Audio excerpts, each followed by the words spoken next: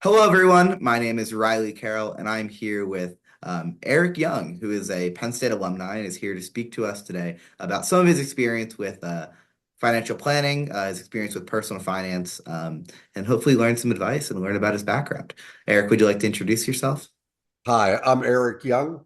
Uh, I started at Penn State and graduated with a Bachelor of Science in Government Administration in 1980.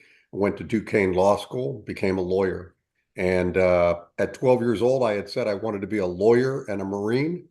And as soon as I got out of law school, I joined the Marine Corps.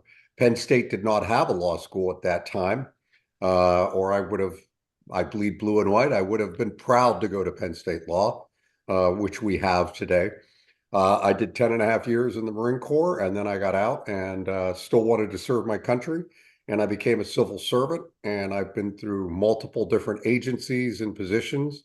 And I'm now the senior counsel in the Division of Enforcement at the United States Securities and Exchange Commission. Thank you. So to get us started off, what sparked your interest in personal finance and investing, and how has that evolved over time? My grandmother, uh, I used to walk 2 miles to school. That's a story for all old people, right? But I convinced my father to drop me off in the morning on the way to school so I'd shovel her walk. And she used to get the Wall Street Journal a day late. And I find that looking back historically, everybody in small town America, Pennsylvania, would get the daily newspaper from their hometown. And here was my grandmother getting the Wall Street Journal a day late. And she had a ledger book. We didn't have spreadsheets and Excel. And every morning she had given me a list of her stocks that she was invested in. And I would graph them in a little green ledger book. And I found that immensely interesting to follow the growth of money on the stock market. And I talked to my grandmother about these things. And I said to her, what was her history? And she said that she and my grandfather had saved up maybe $3,000, which was a lot of money in the 1930s. And they lost everything in the crash. They were down to zero. And I remember saying to her, "What did you do? How did you recover the next day?" And she told me, "Well, a can of soup cost X amount, but if I bought three of them, I could save a penny. So I bought three and I saved a penny." And she continued to save like that and died with over $1.5 million to her name. And I found that, this is a way to make money, a way to watch the growth, to participate in the economy. And I can remember doing this as a 12-year-old. At the same time, learning about the regulation of finance. That's where I said to myself, I said two things. I wanted to be a Marine and a lawyer, but underneath all of that, I said to myself, one day I want to work for the Securities and Exchange Commission. And I never really told anybody that, because what's the possibility of a small boy from Pennsylvania doing that? And here I sit today working at the United States Securities Exchange Commission, helping investors protect their assets, the same assets my grandmother grew. So that sparked that interest for me.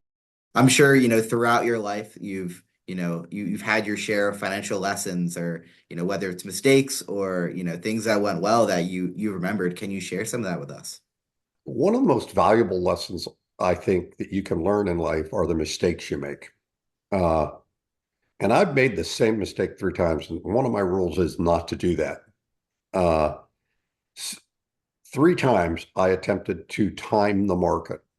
Uh, I had a significant amount of money invested. And when I was invested, I said to myself, maybe the market's going down and I should get out of it before it goes farther down.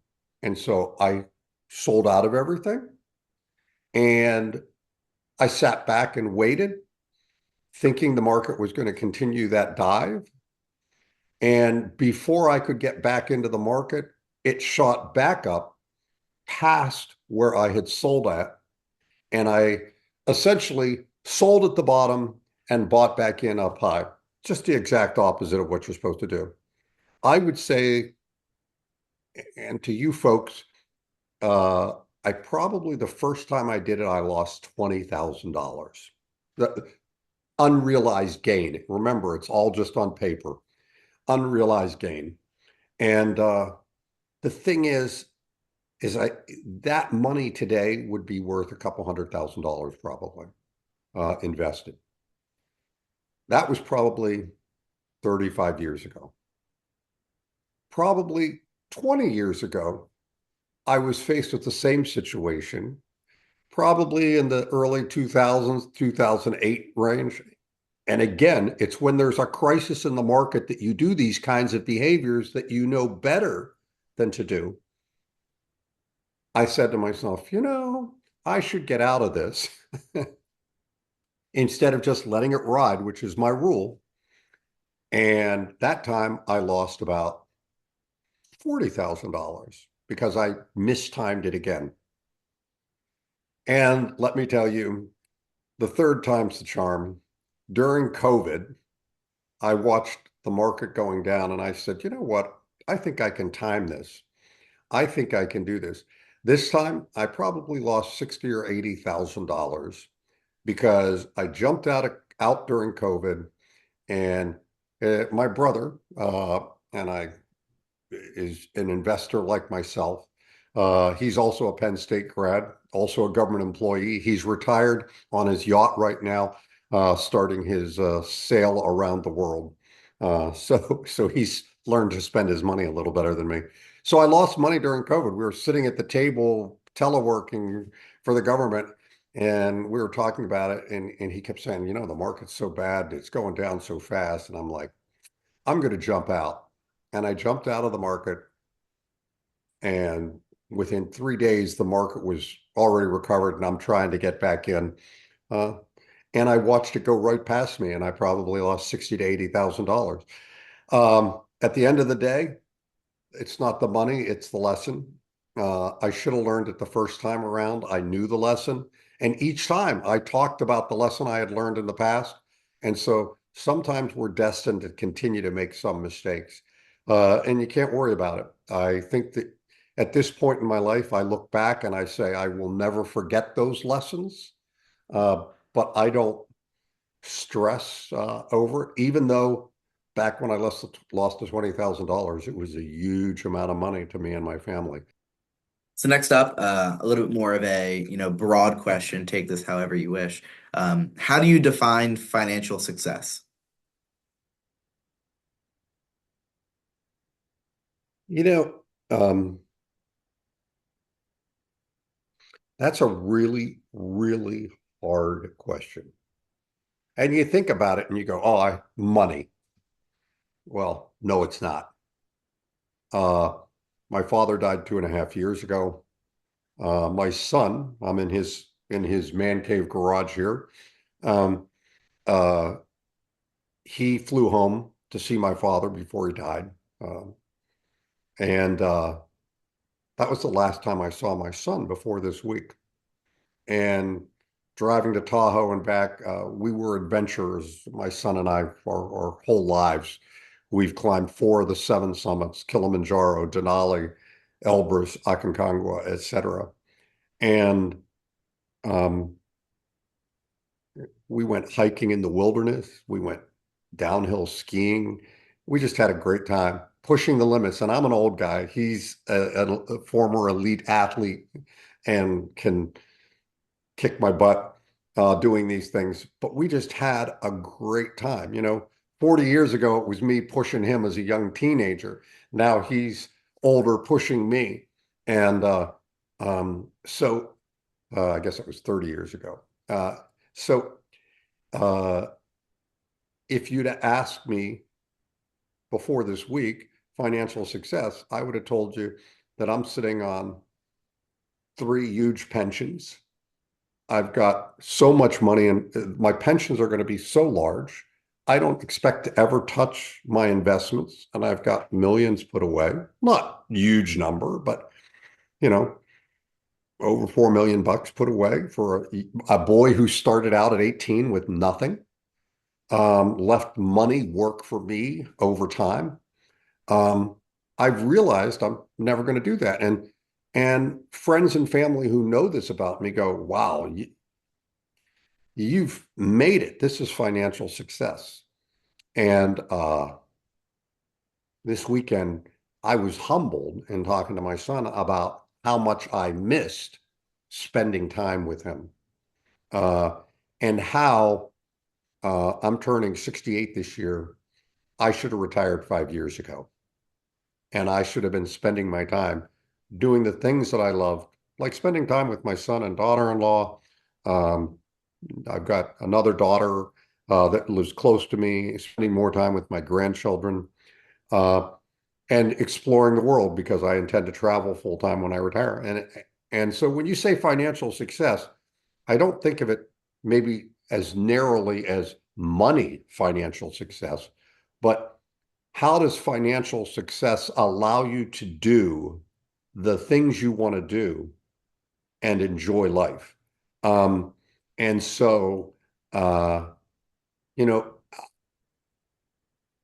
I am financially successful, and in some ways, maybe my daughter says to me that she is looking for sometimes instant gratification when she goes to get that Starbucks coffee. She goes, I deserve that. And my generation, I don't think that we understand that as clearly as the younger generation. Uh, so I hope that the younger generation learns from the older generation to save and invest. I hope that our older generation learns from the younger generation that we need to concentrate on some instant gratification. I should have been out here and visited my son at least 2 times over the last 2.5 years. And we are like this, we think alike, we act alike, we push our limits together. Um, you know, uh, this will tell you something about my son and I. He said we were going to hike 8 to 10 miles over a couple of mountain peaks in the desolation wilderness to go back and see some lakes that would be beautiful in these glacier valleys. And I said, okay, cool, let's go. And I said, I'm taking a swimsuit with me. Lake Tahoe, which is down at 6,000 feet, was 45 degrees. And he didn't say anything to me. I threw a towel in my little pack and my swimsuit in, and we hike over to the lake, and we get to the lake up at 8,000 feet, and it was frozen. But there was a waterfall coming down off the mountain that had broken the ice. And we get over there, and I'm looking at it, and my son reaches into his backpack and pulls out his swimsuit and says, I'm going in before lunch. And so we set my phone up, and uh, both of us put on our swimsuits and jumped into and swam in that ice-covered lake. And we swam all the way out to the ice and broke the ice and turned around and swam back and screaming and yelling and having a good time. That is financial success.